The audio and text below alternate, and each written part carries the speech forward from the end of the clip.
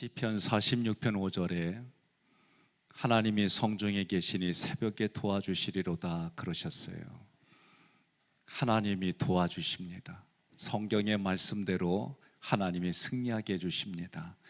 이 승리라는 단어, 오늘은 네차흐라는 단어에 쓰여진 용례를 가지고 말씀을 나누려고 그래요. 어떻게 쓰여졌고 해석은 어떻게 됐는지 사무엘상 15장 29절 함께 봉독하겠습니다. 이스라엘의 지존자는 거짓이나 변개함이 없으시니 그는 사람이 아니심으로 결코 변개하지 않으심이다 하니 아멘. 이 네차흐라는 단어가 지존자라고 쓰였어요. 그래서 여러분과 제가 믿는 하나님은 지존자이신데 어떤 분이냐? 사람이 아니기 때문에 변하지 않으시는 분이에요. 또 어디에 쓰였느냐? 시편 74편 3절이에요. 함께 봉독합니다. 영구히 파멸된 곳을 향하여 주의 발을 옮겨 놓으소서. 원수가 성소에서 모든 악을 행하였나이다. 아멘. 영구히라는 단어는 영소, 영원토록 그런 뜻이에요. 그러니 네차흐라는 단어가 승리라는 단어인데 그 승리가 지존자 하나님을 표현하고 그 하나님이 영원토록 여러분, 우리의 승리는 잠깐 있다가 없어지는 게 아니에요. 나라의 정당을 보더라도 영원한 정당은 없어요. 또 어느 나라가 전쟁을 해서 영원토록 그렇지 않아요. 시간이 지나면 독립되어지고 멸망하고 이런 일들이 계속 일어나요. 그러나 하나님의 승리는 영원한 거예요. 잠언서 21장 28절 함께 봉독합니다. 거짓 증인은 패망하려니와 확실히 들은 사람의 말은 힘이 있느니라. 아멘. 힘이라는 단어로 쓰였어요.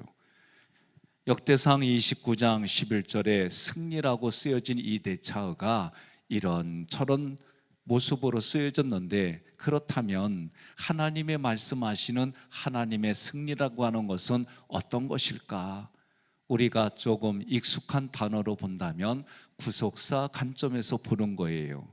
그러면 구속사는 한마디로 하나님이 나와 우리에게 행하셨습니다.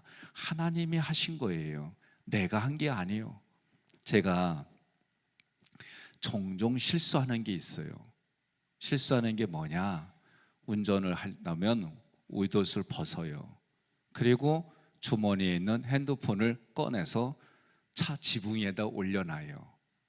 그리고 그것을 옷을 다 벗은 다음에 지붕에 있는 핸드폰을 이렇게 앞에다가 내비게이션을 보려고 걸어놔요. 근데 가끔 까먹는데 종종 있어요. 그래서 대번 잊어버렸어요. 그때 얼마나 속이 상하는지. 그리고 나한테 화가 나요. 어제도 그런 일이 있었시오. 일이 있어서 시골에 잠시 저녁에 좀 다녀오느냐고. 그리고 나서 이제 차를 타고 가는데 뭐가 뒤에서 쿵 하는 소리가 들려. 그래서 뭐지? 근데 순간 앞에 보니까 핸드폰이 안 보여요. 그래서 한 바퀴 돌아가지고 갔지? 없어요. 아우, 속이 상하는데 멍하니 잠깐 쳐다보는데 옆에 있는 총각이 혹시 핸드폰 찾으세요? 그러는겨. 그래서 네! 그랬지? 그랬더니 이 양반이 이건가요? 보여주는데 내껴. 그래서 받아가지고 감사합니다 그러고 나서 급해가지고 탔는데 아유, 주웠으니 그래도 돈이라도 좀 줄걸, 이런 아쉬움이 생겼어요. 깨졌어. 근데도요, 원망이 안 생겨요.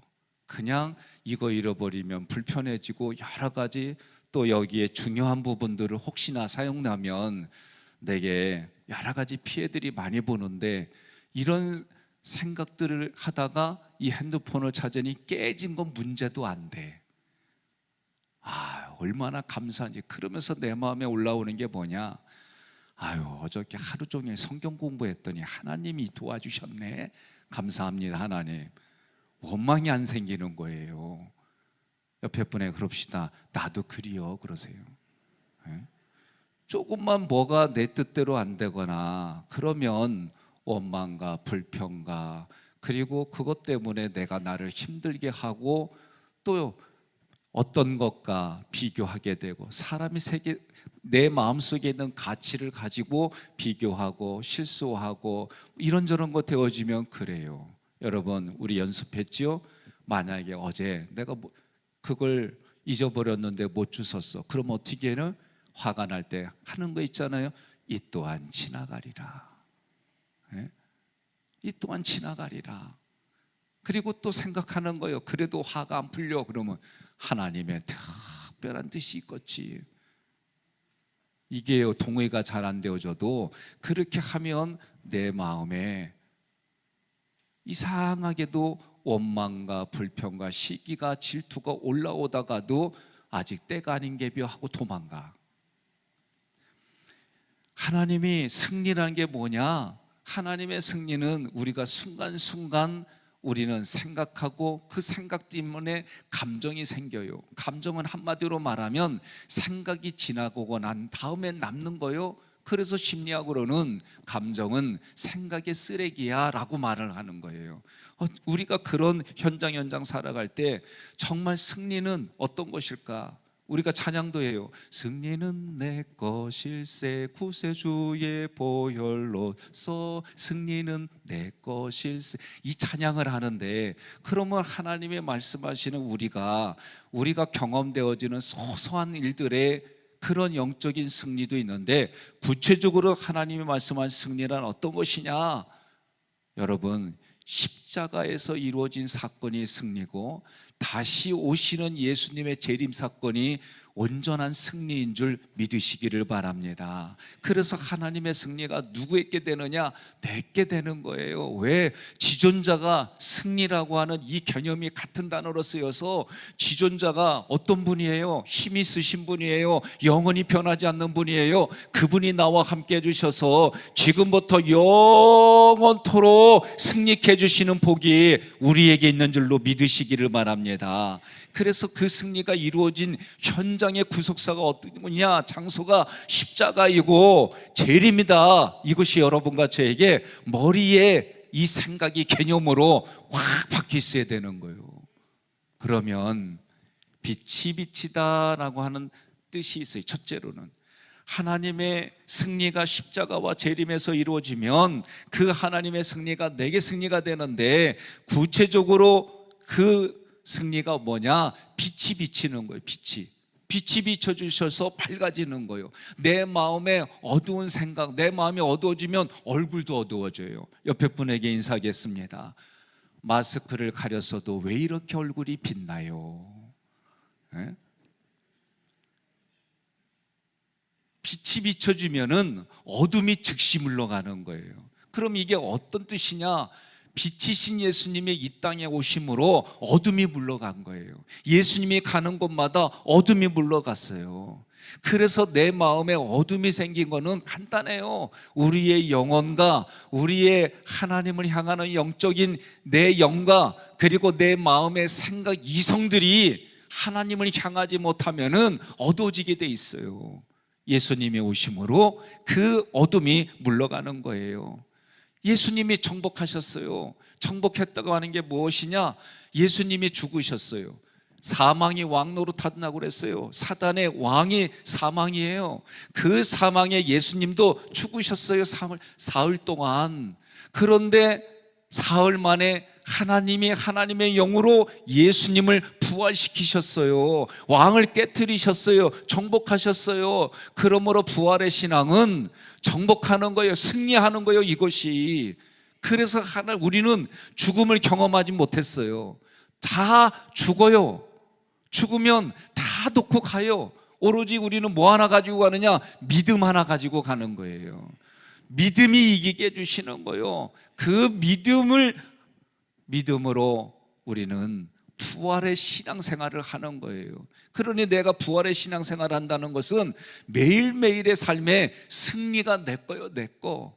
옆에 분에게 다시 한번 인사하겠습니다. 승리는 당신 것입니다. 이 승리라고 하는 것은 세 번째 개념으로 순수하다, 고결하다, 그런 뜻이 있는 거예요. 무슨 얘기냐? 예수님은 죄와 허물이 없으신 분이 내 편이요, 그분이 나를 이기게 해주세요. 그래서 예수님은 순수한 분이요, 고결한 분이요.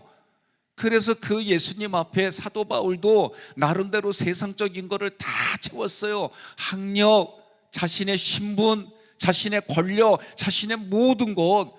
그런데도 그 예수님 앞에 자기는 그 모든 것이 배설물과 같다, 예수님이 고상하다, 그 예수님이 고결하다, 그 얘기는 죄와 허물이 없으신 분이다 라고 말하는 거예요.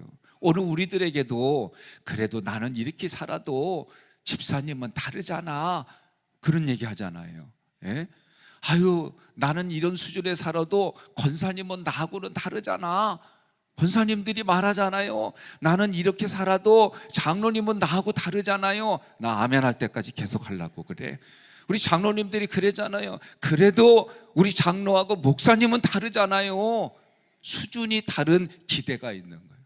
그래도 이 나라의 대통령을 보고 이 지역의 정치를 하는 분들을 보면 그래도 우리하고는 다른 가치와 윤리와 그 생각을 가지고 있지 않습니까? 그런 얘기를 하는 거예요. 죄와 허물이 없으신 예수님 앞에 우리는 비교 대상이 아니에요. 네 번째로 어떤 의미가 있느냐? 충성되다라는 것이 승리의 개념이에요. 그러면 충성되다는 게 뭐냐? 예수님이 죽기까지 십자가를 지신 거예요. 제가 우리 김 목사님한테 찬양 뒤에 나오는 영상을 보고 어느 나라인지 좀 확인 좀 하라고 그랬어요. 국가적으로 저렇게 하는 나라가 어느 나라인가 꼭 찾아서 얘기해 주세요. 저는 우리나라가 그랬으면 좋겠어요. 저는 정말 부활절에 기독교 연합단체 전체가 나라에 뭐 법이 있으니까 얘기하고 그날 거리에를 그렇게 행진해 보는 거예요. 안 되면 우리 장로님 기도합시다. 우리 교회만이라도 미추홀 그 구청장한테 허락받아 가지고 교통 방해되지 않으면서도 할 수 있는 공간을 찾아 가지고 거리로 한 바퀴 도는겨. 요새는 아주 쉽지 않은 일들이에요. 십자가를 진다는 것이, 여러분, 예수님의 십자가는 예수님께는 고통이고 아픔이고 죽음이잖아요. 그런데 그 십자가를 지신 예수님 때문에 우리는 그 십자가를 버릴 때 달라요. 왜? 십자가에서 우리의 육신의 질병을 거둬가시고 우리 마음의 상처를 거둬가시고 우리의 잠자는 영, 죽은 영혼을 거둬가시고, 예수님은 그 십자가에서 흘린 피 때문에 우리가 나음을 입고 우리가 세상이 감당치 못하는 평강을 얻고, 우리는 그 십자가 때문에 문제가 해결받고, 우리는 그 십자가 때문에 일어나는 일이 생기고, 우리는 그 십자가 때문에 희망과 소망과 주님이 주신 그 모든 것을 포기해 주시는 눈이 열리고, 십자가는 너무나도 다른 수준이에요. 예수님의 아픔과 고통과 죽음이 우리에게는 생명이 일어나고 하나님의 만드신 그 모든 것을 누리는 그런 현장이 우리에게는 십자가예요. 그러니 이 십자가가 우리에게 얼마나 소중한 거예요. 그 십자가를 지기까지 예수님은 충성했다. 그래서 승리에는 충성했다라는 마음이 있는 거예요. 그리고 이 하나님의 승리라고 하는 이 내차으란 단어는 다스린다는 거예요. 다스리다라는 뜻이 있어요. 탁월하다라는 뜻이 있어요. 이게 뭘 얘기하느냐? 예수님의 재림이에요. 예수님이 재림하는 날은 만왕의 왕이신 그 옆에 우리도 왕 같은 제사장으로 하나님이 다스린 그것에 아담이 다스렸던 것처럼 우리도 함께 다스리는 그 날이 온단 말이에요. 그러니 우리는 재림을 기다리는 거예요. 언제인지 몰라요. 그러나 그 재림을 우리는 기다리는 거예요. 구약의 백성은 오실 예수님을 기다렸다면 오늘 우리는 오셨다가 가셔가지고 다시 오시는 재림하시는 예수님을 기다리는 줄 믿으시기를 바랍니다. 그러므로 승리는 항상 내 것이에요. 내 거. 승리는 내 거예요. 그런데 이거는 그냥 되어지는 게 아니라 하나님이 하신 것이 눈에 보이려면 여러분 기도해야 되는 거예요. 그래서 새벽에 하나님이 거하시는 그곳에 새벽에 하나님이 도와주신다. 제가 믿음이 연약할 때는 꼭 왜 새벽에 도와주신다고 그래, 낮에 도와주신다 그러지, 그랬어요. 뜻이 있어요. 여러분, 승리는 내 것입니다. 그래서 예수님과 함께 있는 것이 승리이고, 그 승리가 내게 주어지고 계속해서 승리했고 계속해서 승리하고 계속해서 승리할 것이다 라는 단어가 내 차의 이 단어의 뜻이에요. 그래서 예수님은 우리를 승리하게 해주시니까 내가 누구하고만 있으면 돼요? 예수님과 함께하고 있으면 되는 거예요. 어떤 상황이든지 간에 예수님과 함께 있으면 내 마음이 승리하고 내 현장이 승리하고 땅끝까지 이르러, 그 땅끝이라고 하는 것은 하찮은 존재에게까지도 승리하게 해주시는 하나님의 능력이 오늘 이 시간 여러분과 저에게도 영원토록 지속됨을 믿으시기를 바랍니다. 역대상 29장 11절에 여호와여 위대하심과, 위대하다는 단어는 크다라는 뜻이에요. 권능이라고 하는 것은 힘이라는 뜻이에요. 영광이라고 하는 것은 빛난다, 아름답다라는 뜻이에요. 위엄은 하나님의 광채, 영의, 주권은 통치를 말하는 거예요. 그러니 오늘 이 새벽에 남은 인생에, 여러분의 일정에 하나님의 뜻이 여러분의 마음에 비추어지고 그 뜻에 순종해서 승리하게 해주시고 성취하게 해주시는 하나님을 오늘 여러분 하나님의 부르짖고 기도해서 응답으로 여러분의 인생을 살아가시기를 주님의 이름으로 축복합니다.